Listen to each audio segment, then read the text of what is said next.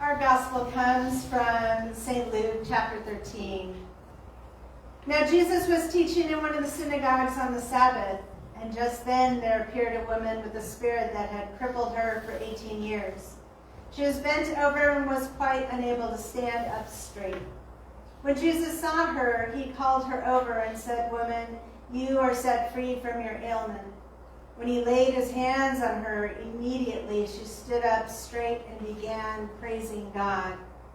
But the leader of the synagogue, indignant because Jesus had cured on the Sabbath, kept saying to the crowd, "There are 6 days on which work ought to be done. Come on those days and be cured, and not on the Sabbath day." But the Lord answered him and said, "You hypocrites, does not each of you on the Sabbath untie his ox or donkey from the manger and lead it away to give it water? And ought not this woman, a daughter of Abraham, who Satan bound for 18 long years, be set free from this bondage on the Sabbath day?"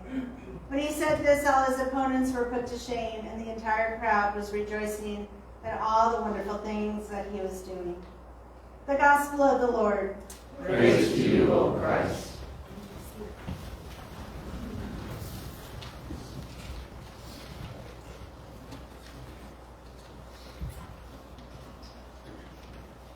So today is about Sabbath, and I'm going to have a few moments where I invite you in to take some breaths. So I'll have Dora give a little, when I say take a breath, she's going to ring the little chimes, so I know what to do. So good morning. Good morning. Grace and peace to you from God, the Creator, who invites you to rest. Jesus, the Son, and the Holy Spirit. Amen. So I invite you all to begin by taking a breath in and nestle into a day of Sabbath.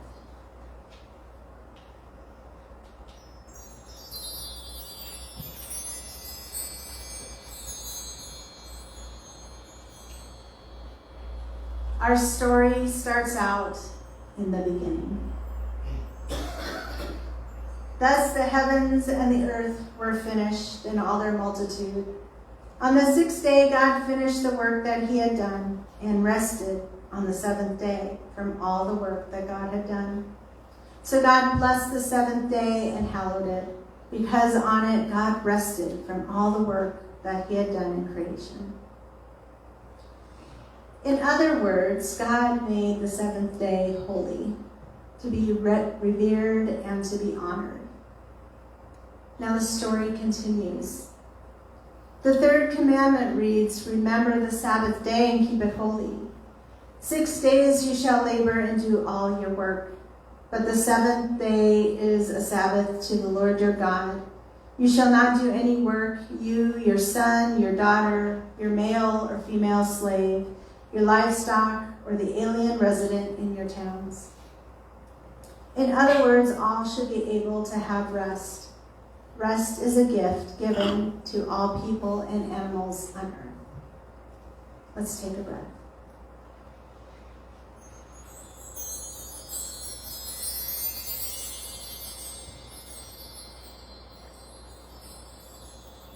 There are actually more words on the Sabbath than any other commandment in the Bible. The extended version of this commandment also includes other things to be on a 7-year cycle. Debts must be forgiven every 7th year, and we still see some elements of that in tax laws about keeping paperwork. But this also included the debt of a slave. The slave was to be given their freedom in the 7th year. They are to be released from bondage and released from their debt. And in addition, the land itself should rest every 7th year from planting and harvest. The number 7 in the Bible is the number of completeness and wholeness is another word for biblical peace. Take a breath.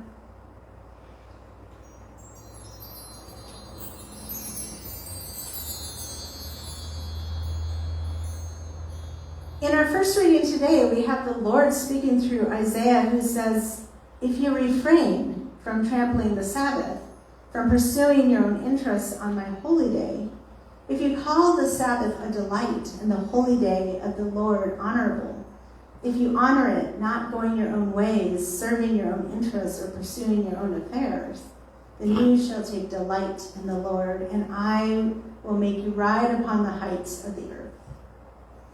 So how do we get from here in Isaiah and creation to Jesus, who plucks the grain on the Sabbath day and does an awful lot of healing, which is considered work? Jesus sees a woman who had been bent over for 18 years. He calls her over and says, "Woman, you are set free from your ailment." And when he laid his hands upon her, immediately she stood up straight and began praising God. Jesus was called out for doing work on the Sabbath.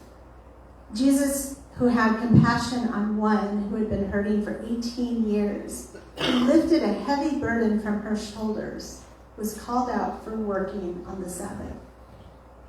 Jesus returns the comments by reminding those that spoke against him that everyone there would untie their animals and lead them to water on the Sabbath day. So why would they question freeing someone who had been bound by disease for 18 years? Should she not be healed on the Lord's day? Shouldn't she be freed from the bondage that has plagued her for so long? In the book of Mark, Jesus, on another instance where he was healing on the Sabbath, says, "The Sabbath was made for humankind and not humankind for the Sabbath." So what does that mean? Let's take a breath.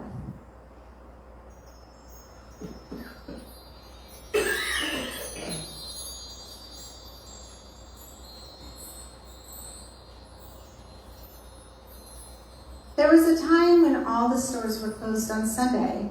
There was a time when there was no activities on Sunday, which kept you a little closer to home. And now there's very little resemblance anywhere about a culture that once at least tried to honor the Sabbath, even a little bit. Sure, there are a few stores and a few restaurants that are closed on Sundays, and overall, the majority of businesses and high-rise buildings are closed so that their employees can have the weekend off. But the majority of stores are open, which means that there are a lot of people working on Sunday. This morning, I got my morning coffee from an open coffee shop, and I do that every Sunday. And that person is a part of my ministry, but that person is working on the Sabbath. And I'm very grateful. But I think about it. I do think about it. My daughter has soccer games, and if it's not my own child, then certainly there's a Seahawk game to be watched. And this, of course, isn't just on Sundays, but it's on Thanksgiving, and on Christmas, and on New Year's, and on Good Friday, and on Easter. Now, if you're seated in your recliner and the game is on, you might be in a Sabbath sort of mood, unless the Seahawks are losing. Then you're yelling and screaming at the TV, and I just can't imagine you're feeling all that calm. What fascinates me, though, is BYU, which is Brigham Young University in Utah, who has quite the following and brings in money, has reworked the entire college bowl system to allow them to not be scheduled to play on a Sunday. So it can be done. For the most part, there isn't an easy way to find Sabbath, so we have to create it and bring it purposefully into our lives. Let us take a breath.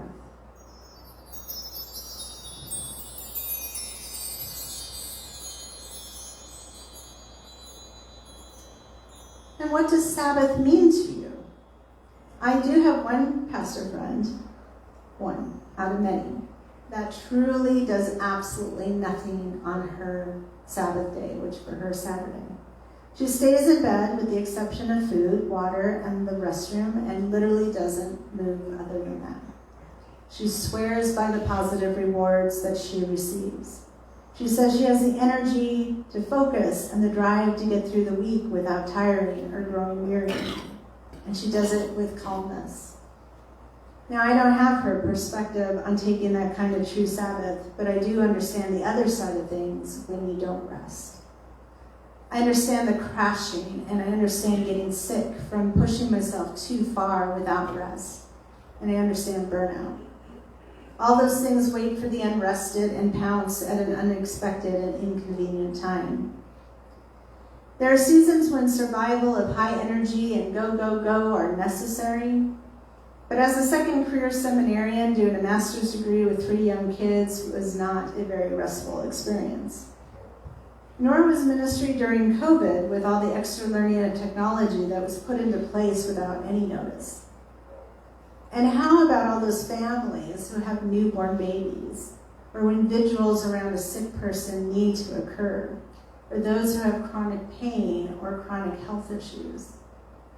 Those things, along with other things like poverty and addiction and grief and depression and long-term illnesses, those things do not always take a Sabbath day, even if you desperately need respite from them. So doing something like fish can be that kind of respite for someone else. It just takes that one worry off of their shoulders. At the Moments by the Lake on Tuesday, we were talking about where do we find Sabbath, and those who were there were surveyed, and they all stated that they had some chair in some room that allowed them to feel like they could just take a breath and just let things go, even if it was just for a moment. Let's take a breath now.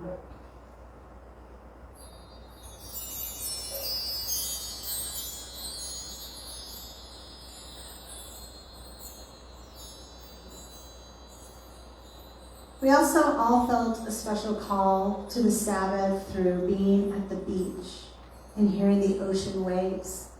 After this message, you'll hear a song called Oceans, which is very important to me. But it's all about finding God and putting your trust in the Lord. So I wonder about that for all of you. Where do you find Sabbath? What makes you take a breath in and just relax? Or maybe it's not even a place, but maybe it's a tool, like a beautiful fountain pen when you're about to journal, or when you hold the Bible in your hand when you want to read the Word, or a familiar tool when you want to make something, or an instrument, or a good book. For me, it's a paintbrush. Just holding one sets me into a place where there's just a little more rest in my body, even if it's not perfect Sabbath rest. Let's take a breath.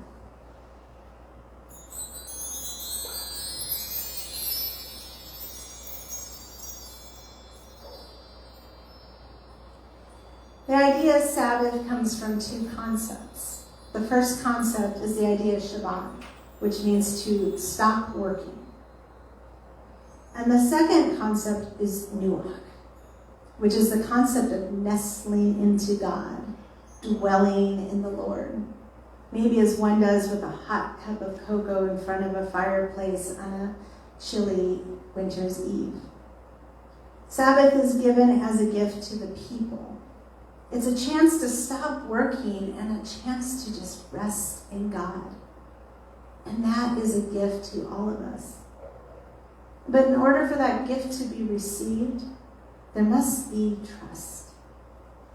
Trust that the work will still be there and people will survive if you take a day of rest. Trust in the Lord that all will be well. Trust that your burdens can be carried still tomorrow. And who knows, perhaps with the true rest, you will find that they're a bit easy to carry the next day.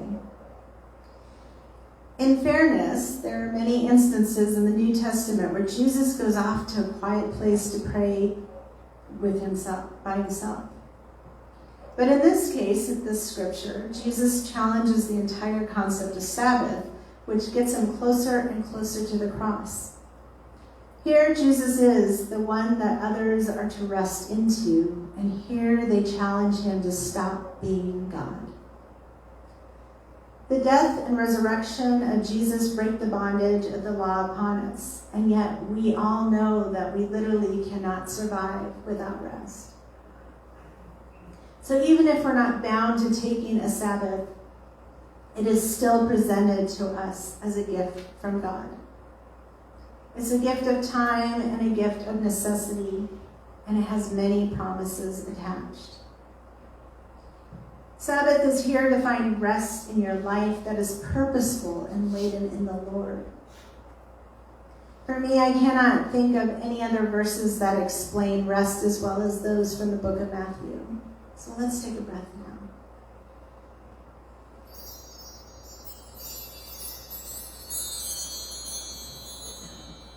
And hear these words from Matthew.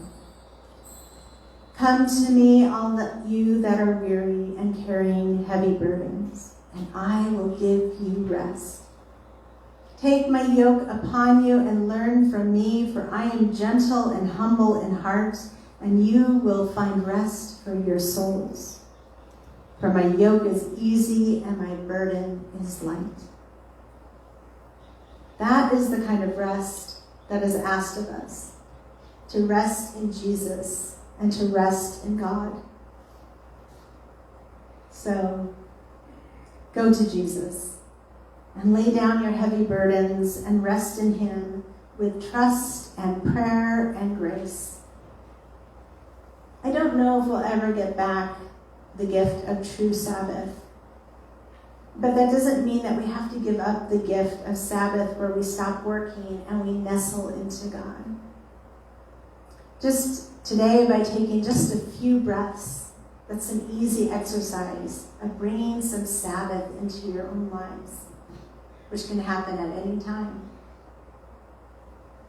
Where can you find the breath returning to your body, and where can you let those heavy burdens go for just a while?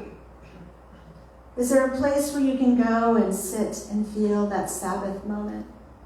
Is there a place where you pick up the word in your hands, or is there a tool like a pen or a journal or paintbrush that brings you to a place of rest? Jesus is a gift to us, and the rest he offers is not like any other. Jesus is the one who heals and comes into our lives to carry your heavy burdens, so that you put your trust in the Lord and just give it all to him. So let's take another breath.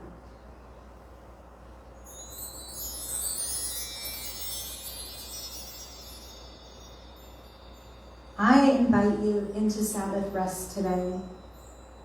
And I pray you take those moments and just let it go. Let it go in Jesus' holy name.